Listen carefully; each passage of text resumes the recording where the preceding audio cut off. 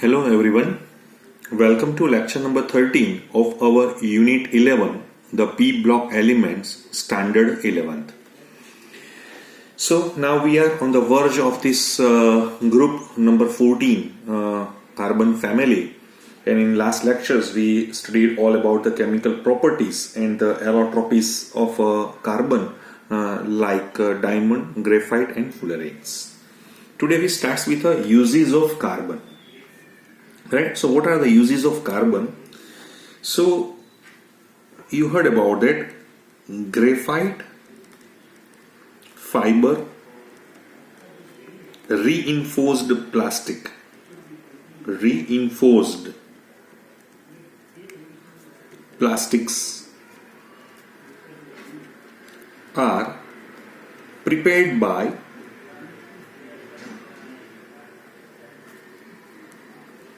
reinforcing or embedding graphite fibers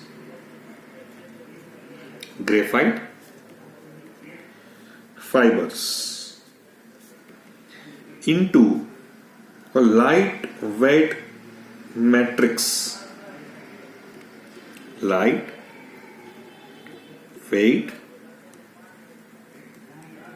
matrix, such as epoxy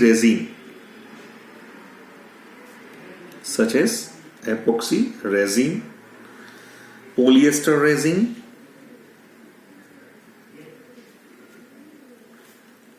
or polyamide.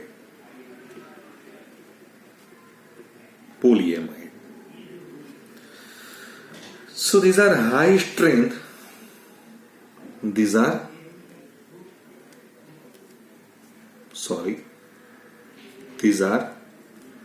high strength lightweight composites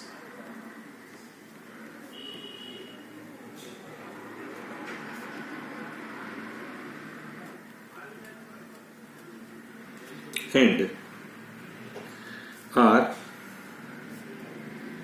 used for making superior sports goods,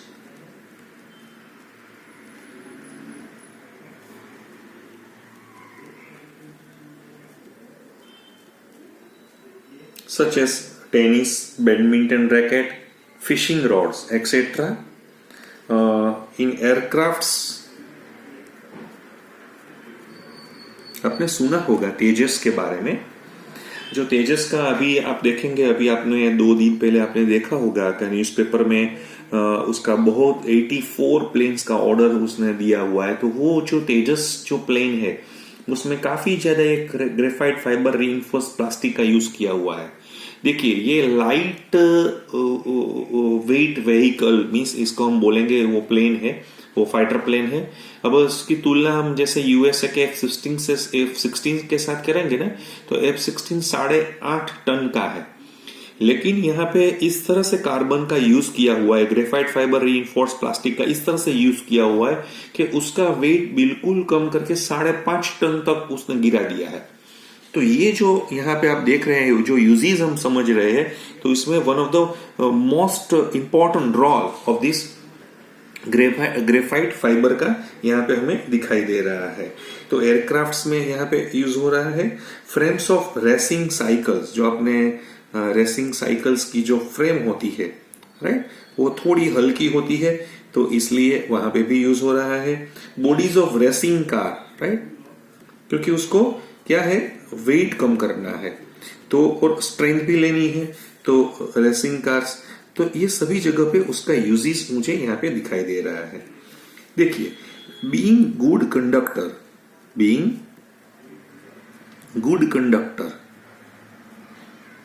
right, जो हमारा graphite है, graphite used for, कहां पे use किया था हमने आपको लास्ट लेक्चर में दिखाया था ग्रेफाइट के बारे में। तो मेकिंग इलेक्ट्रोड्स फॉर बैटरीज, जैसे ड्राई सेल में हमने आपको दिखाया था।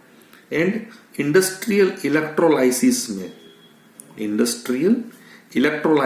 में जैसे होल हेड और प्रोसेस था तो वहां पे भी हमने उसका इस्तेमाल किया हुआ था। फिर मैंने आपको दिखाया था क्रूसिबल के बारे में भी मैंने बात की थी। Crucibles made up of graphite are inert to the actions of, क्योंकि क्रूसिबल में क्या होता है कि वो डाइल्यूट एसिड या अल्कली के साथ वो रिएक्ट नहीं कर पा रहा, ऐसा मुझे मटेरियल चाहिए। तो crucible made up of graphite are inert to the actions of dilute acid and alkalis. फिर मैंने आपको और भी एक यूजेस बताया था, लुब्रिकेंट्स। मैंने आपको ये सभी मैंने लिखा था वहां पे, लुब्रिकेंट इन हेवी इंडस्ट्री। फिर मैंने मॉडरेटर के बारे में भी आपके साथ बात की थी। Moderator for cooled nuclear reactors because they slow down the fast moving neutrons. ये सभी मैंने आपको लास्ट लेक्चर में जब ग्रेफाइट पढ़ रहे थे तभी मैंने आपको दिखाया हुआ था। अभी देखिए, मैं आपको एक और बात यहाँ पे दिखाना चाहता हूं। अभी जो मैं आपको यूजेस ऑफ कार्बन के बारे में थोड़ी यहाँ पे अलग तरीके से मैं जानकारी आपको देना चाहता हूं। आप देखिए मैं क्या समझा रहा हूं आपको, तो कि आप देखेंगे ना तो इसमें ऐसा होगा कि being highly porous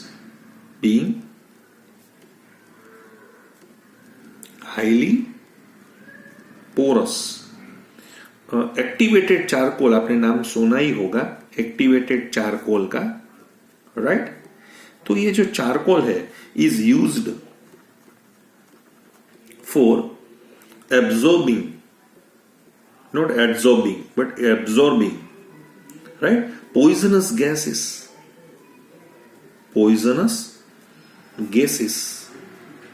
in gas masks।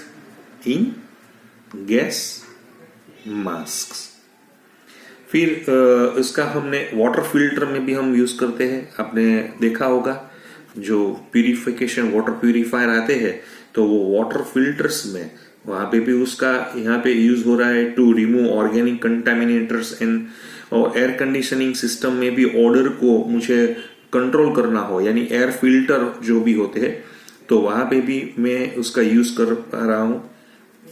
और फिर उसको जो प्यूरिफाई करना है, मुझे क्या प्यूरिफाई एंड डीकलराइज करना है, किसको, शुगर को, राइट। तो वहां पे भी जो शुगर इंडस्ट्रीज है वो उसका यूज कर रहे हैं। और कैटालिस्ट में आपने देखा होगा, ऑर्गेनिक में भी आप देखेंगे कई बार ये कैटालिस्ट में भी उसका इस्तेमाल, ऑर्गेनिक केमिस्ट्री में हम लिनलर्स कैटालिस्ट ऐसा कुछ हम देखेंगे जब भी हम हमारे जो रिडक्शन प्रोसेस में जाएंगे तो वहां पे भी कार्बन का यूज इस तरह से हो रहा है। फिर आपने एक नाम सुना होगा कार्बन ब्लैक। ये जो कार्बन ब्लैक है, right, it is used as a black pigment, वो ब्लैक पिगमेंट की तरह यूज हो रहा है इन ब्लैक इंक जो आपने स्टेशनरी में हम जेरोक्स करवाते हैं या सभी जगह पे जो ब्लैक इंक होती है। और फिर फिलर की तरह, जैसे ऑटोमोबाइल टायर में भी वो फिलर की तरह भी वो यूज हो पा रहे हैं। जो कोक के बारे में हम बात करेंगे तो coke is extensively used as a reducing agent. कहाँ पे कोक, मैं आपको 12th स्टैंडर्ड में मेरा एक लेसन आपका मेटलर्जी का लूंगा तो वहां पे भी हम इसके बारे में बात करेंगे कि जो मेटलर्जी है तो मेटलर्जी में and also as a fuel तो वहां पे भी उसका यूज हो रहा है। और डायमंड में तो हमने आपको उस दिन भी बोला था, लास्ट लेक्चर में भी बोला था, diamond is a precious stone, right. ये क्या होता है, प्रीसियस स्टोन है and is used in jewellery. कहां पे उसका यूज हो रहा है, ज्वेलरी में उसका यूज हो रहा है। डायमंड इज ऑल्सो फॉर और मेकिंग ड्रिल्स, मैंने अभी उस दिन भी बोला था कि मेकिंग ड्रिल्स, और as an abrasive for cutting करना हो या आपको पॉलिशिंग करना हो, कोई भी जो प्रोसेस है, राइट, तो वो हम कार्बन से, डायमंड से हम कर सकते हैं। तो ये थोड़े यूजेस मैंने अभी आपको दिखाए थे कि it is measured in carat. जो डायमंड होता है कैरेट में 1 carat is equal to near about 200 milligram के बारे में होता है। तो ये थोड़ी बात हमने यहाँ पे यूजेस ऑफ कार्बन के बारे में की है। अभी हम नेक्स्ट देखेंगे some important compounds of carbon and silicon. चलो, some important compounds of carbon and silicon में पहले हम देख रहे हैं ऑक्साइड्स ऑफ कार्बन। यहाँ पे हम क्या देख रहे हैं? Oxides of carbon. तो हमें मालूम है कार्बन फॉर्म्स मेनी ऑक्साइड्स, लेकिन उसके जो दो ऑक्साइड है, एक है कार्बन मोनोऑक्साइड और दूसरा होता है carbon dioxide. So both are extremely stable. ये दोनों है, स्टेबल भी है और इंपॉर्टेंट भी है। तो हम यहाँ पे दोनों का यहाँ पे स्टडी करेंगे, carbon monoxide and carbon dioxide. लेकिन और भी 3 लोग होते हैं, जैसे मैं आपको मेरी तरफ से मैं आपको दिखाना चाहता हूं। जैसे कार्बन सब ऑक्साइड है, C5O2 भी पॉसिबल है, C12O9 भी पॉसिबल है। लेकिन ये जो तीनों हम देख रहे हैं उसको हम बोलेंगे, क्या बोलेंगे? कार्बन सब ऑक्साइड, कार्बन सब ऑक्साइड। लेकिन ये जो कार्बन सब ऑक्साइड होते हैं विच इज लेस स्टेबल, वो लेस स्टेबल होते हैं। अदर विच आर और भी एक है, जैसे मैं C2O है या C2O3 के बारे में बात कर रहा हूं तो which are even less stable, right? वो भी लेस स्टेबल ही है। लेकिन मैं तो यहाँ पे हमारी बुक ने कुछ यहाँ पे दिखाया नहीं है, लेकिन मैं आपको यहाँ पे दिखाने का इसलिए समझा रहा हूँ आपको। यस, लेस स्टेबल होने की वजह से हम ज्यादातर इसके ऊपर डिस्कशन करेंगे, carbon monoxide and carbon dioxide. तो पहले हम क्या देखेंगे? तो पहले हम देखेंगे कार्बन मोनोऑक्साइड। तो पहले हम स्टार्ट कर रहे हैं कार्बन मोनोऑक्साइड, राइट? तो ये हमारा फर्स्ट हम देख रहे हैं। तो पहले हम उसकी प्रिपरेशंस देखेंगे। तो प्रिपरेशंस में क्या है? कार्बन मोनोऑक्साइड की जो प्रिपरेशन है, प्रिपरेशन में हम दोनों तरीके से प्रिपरेशन कर सकते हैं। एक इंडस्ट्रियल प्रिपरेशन है और एक लेबोरेटरी प्रिपरेशन है। सो ये तो हमें सबको मालूम है कि 2C plus O2 gives 2 mole of CO। So incomplete combustion जो होगा कार्बन का या कार्बन कंटेनिंग फ्यूल का, तो उससे कार्बन मोनोऑक्साइड जनरेट हो रहा है। So this type of incomplete combustion जो आप देख रहे हैं, राइट, हम इसको क्या बोलेंगे? इनकम्प्लीट कंबंसन ही बोलेंगे। ये जो कार्बन था हमारा सॉलिड था, ऑक्सीजन गैसियस था, वहां पे गैसियस हो रहा है। मैं फिर से आपको दिखा रहा हूं, ये जो है इनकम्प्लीट कंबंसन के बारे में हमने यहाँ पे बात की हुई है, राइट? ये जो इनकम्प्लीट कंबंसन होता है, जैसे occurs during the burning of petrol or diesel in automobiles, right? So CO is always present in the automobile exhaust। वहां से जो भी एग्जॉस्ट गैस निकलता है, राइट, तो वहां पे हमें दिखाई देता है या यहाँ पे वो प्रिपेयर हो रहा है। और वॉल्केनिक गैसेस जैसे वॉल्केनोस में से होते हैं या कोई ऐसी फर्नेसिस होती है, तो वहां सभी में से तो इनकम्प्लीट कंबंशन कहाँ पे होगा, राइट? तो बर्निंग, देखिए मैं आपको यहाँ पे दिखाना चाहता हूं, बर्निंग ऑफ पेट्रोल और डीजल, इससे हो सकता है, राइट? दूसरा वॉल्केनिक गैस में भी होगा, वॉल्केनिक गैसेस जो होते हैं वहां पे भी होता है।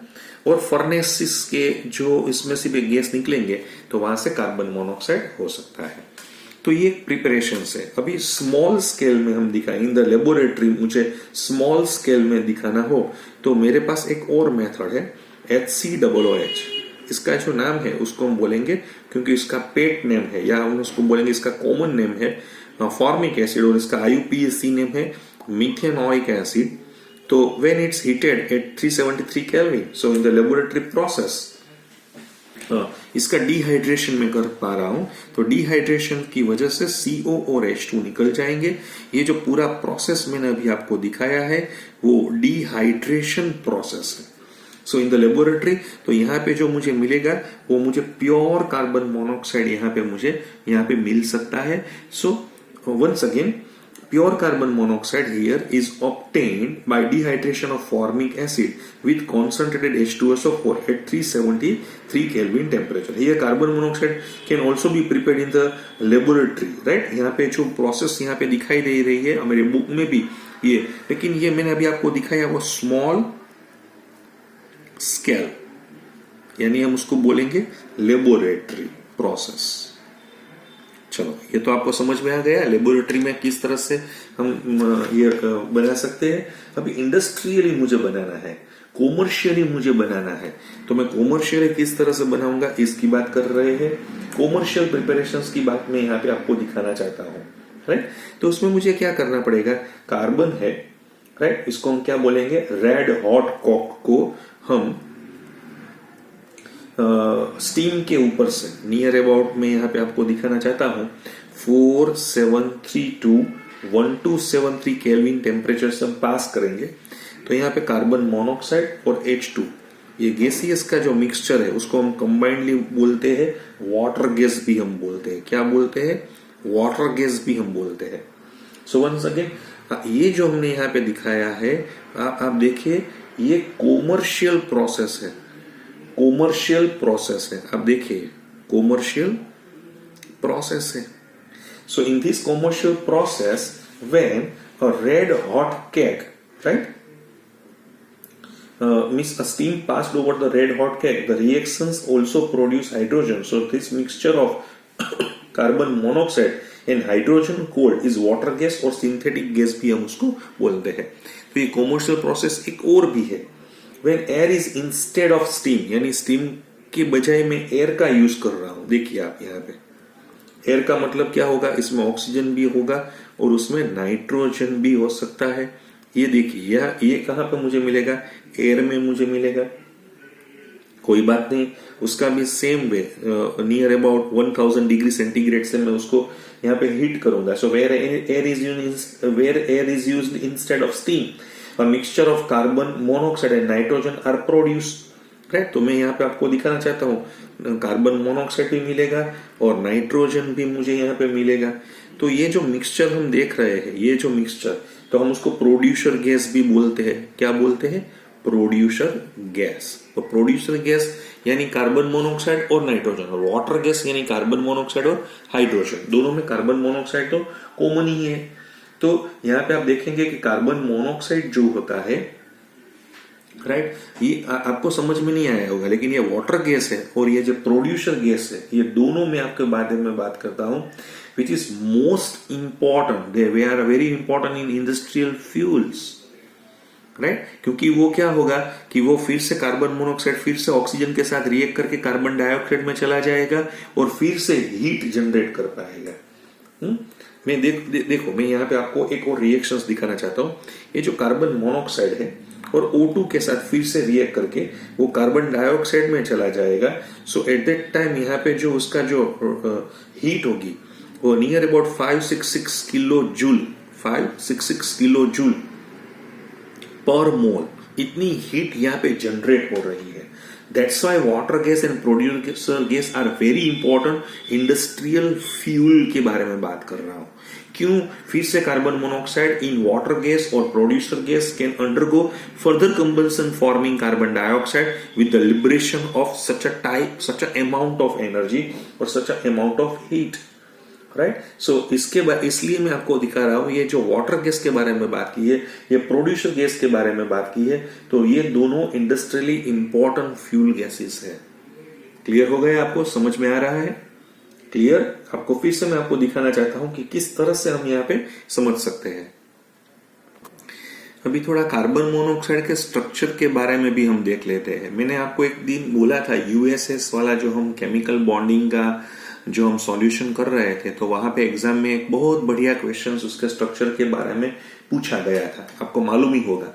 फिर से मैं यहाँ पे मेरी बुक में वो थोड़ा बहुत शॉर्ट वे में पूछा गया है कि इन कार्बन मोनोऑक्साइड मॉलिक्यूल, मुझे मालूम है कि इसमें कार्बन है और दूसरा क्या है, ऑक्सीजन है। यहाँ पे क्या होता है, ट्रिपल बॉन्ड होता है। यहाँ पे उसकी लॉन पेयर है, ये प्लस है, और यहाँ पे भी लॉन पेयर है, ये माइनस है। तो अब देखेंगे कि इसका जो हाइब्रिडाइजेशन होगा, राइट, सो CNO जैसे दोनों का sp हाइब्रिडाइजेशन है। फिर से मैं बोल रहा हूं, कार्बन का और ऑक्सीजन का दोनों का हाइब्रिडाइजेशन मुझे यहाँ पे क्या मिल रहा है, sp हाइब्रिडाइजेशन है। So 1 sp hybrid orbital of each of CNO overlap to form. तो इसमें से जो एक sp, देखिए यहाँ पे कार्बन की जो sp है और यहाँ ऑक्सीजन की sp, ये कार्बन की sp, ये ऑक्सीजन की sp ओवरलैप करेंगे तो ये कौन सा बॉन्ड फॉर्म करेंगे, सिग्मा बॉन्ड फॉर्म करेंगे। So while the other sp orbitals on each atom contains the lone pair of electron, जो यहाँ पे दूसरी होगी तो उसके पास भी लॉन पेयर है, यहाँ पे भी लॉन पेयर है। तो इसका मतलब ये हुआ कि यहाँ पे 2 ऑन और चलो ये तो हो गया। अभी क्या होगा, 2 और pz ऑर्बिटल्स होती है जिसको हम बोलेंगे 2 ऑन हाइब्रिडाइज, क्योंकि उसने हाइब्रिडाइजेशन जो प्रोसेस है उसमें उस पार्टिसिपेट नहीं किया हुआ है। सो p orbitals of C and O, right, form 2 p pi bond, 2 p pi bonds। तो इससे ये होगा कि CO मेरा क्या होगा, लीनियर मॉलिक्यूल की तरह, लीनियर जो मेरा मॉलिक्यूल है उसकी तरह बिहेव करेगा। आपको समझ में आ गया? मैं फिर से आपको ये जो स्ट्रक्चर्स है इसके बारे में आप एक बार फिर से देख लेंगे। ये जो लॉन पेयर होते हैं, due to the presence of lone pair of electrons on the carbon atom, right, तो इससे क्या होगा कि CO है which is act as a Lewis base, और हम लिगेंड की तरह भी हम उसको इस्तेमाल कर पाएंगे। यानी उसके पास एक्स्ट्रा इलेक्ट्रॉन है तो वो अपना लॉन पेयर है वो वहां पे दे पाएगा। तो थोड़ी बात यहाँ पे मैं आपको यहाँ पे दिखाना चाहता हूं, फिर से मैं आपको दिखाना चाहता हूं। यहाँ पे मैं क्या कहता हूं, due to presence of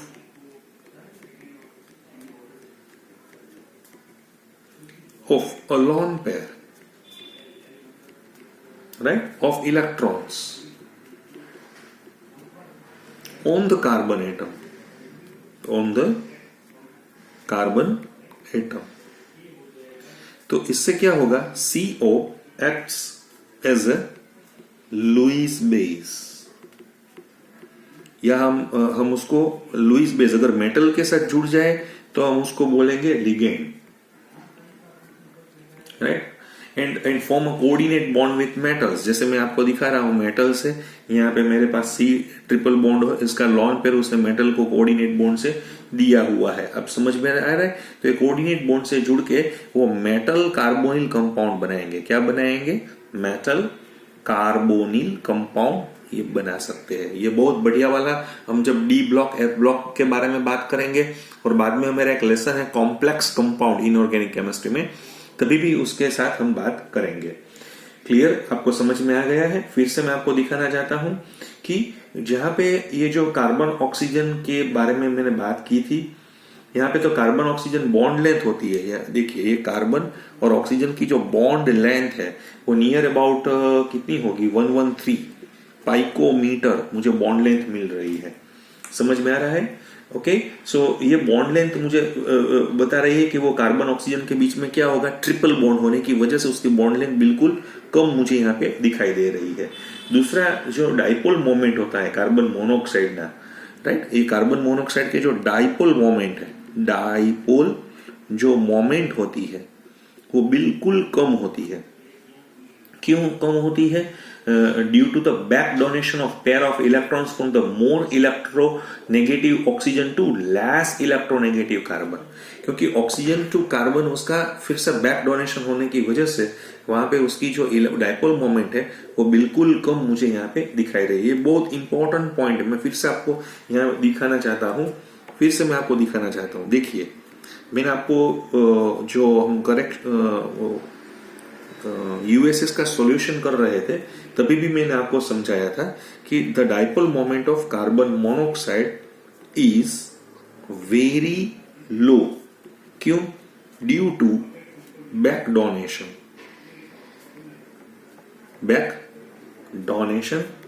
of a pair of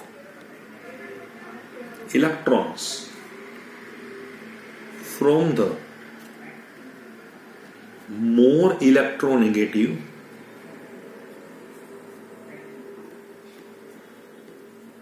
oxygen to the less electronegative carbon. Clear? समझ में आ गया? अभी थोड़ी इसकी प्रॉपर्टीज के बारे में भी हम बात करेंगे। इसकी प्रॉपर्टीज क्या होती है? पहले हमने प्रिपरेशंस देखा, बाद में हमने स्ट्रक्चर के बारे में थोड़ा उसको क्या किस तरह से हो रहा है, अब प्रॉपर्टीज के बारे में भी हम बात करेंगे। तो मैं आपको बोला था कि ये न्यूट्रल ऑक्साइड है। क्या है? न्यूट्रल ऑक्साइड है, कलरलेस एंड ऑर्डरलेस गैस है।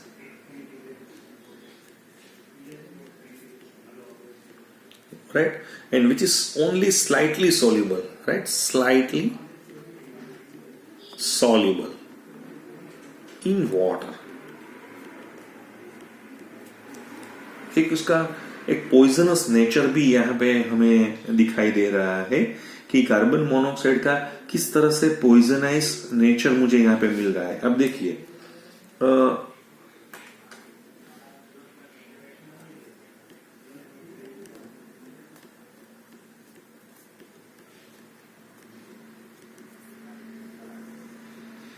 ये जो गैस है ना carbon monoxide, which is highly poisonous in nature, so it's toxic nature is due to ability to form a complex with haemoglobin. जैसे हमारे ब्लड में हीमोग्लोबिन होता है,